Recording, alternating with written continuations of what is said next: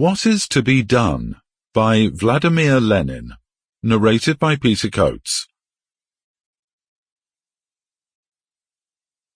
Party struggles lend a party strength and vitality.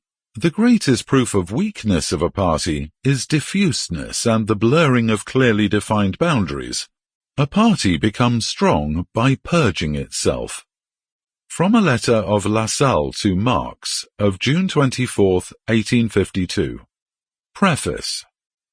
According to the author's original plan, the present pamphlet was to have been devoted to a detailed development of the ideas expressed in the article Where to Begin, and we must first of all apologize to the reader for the delay in fulfilling the promise made in that article, and repeated in reply to many private inquiries and letters. One of the reasons for this delay was the attempt made last June, 1901, to unite all the social democratic organizations abroad.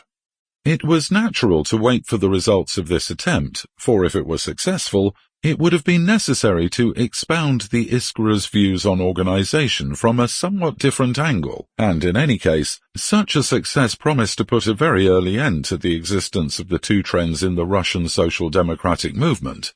As the reader knows, the attempt failed, and was bound to fail after the new swing of the Rabochi Dayela in its issue number 10 towards economism. It proved absolutely essential to commence a determined fight against this diffuse and ill-defined, but very persistent trend, one capable of appearing again in diverse forms. Accordingly, the original plan of the pamphlet was altered and very considerably enlarged.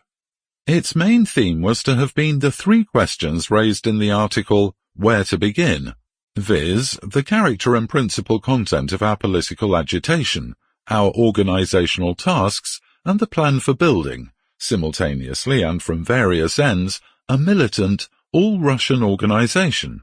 These questions have long engaged the mind of the author, who already tried to raise them in the Rabochaya Gazeta, during one of the unsuccessful attempts to revive that paper. But the original plan to confine this pamphlet to an analysis of only these three questions, and to set forth our views as far as possible in a positive form, without entering, or almost without entering, into polemics, proved quite impracticable for two reasons.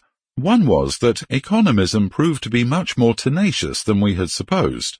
We employ the term economism in the broad sense, as explained in the Iskra number 12, December 1901, in an article entitled A Conversation with the Advocates of Economism, which was a synopsis.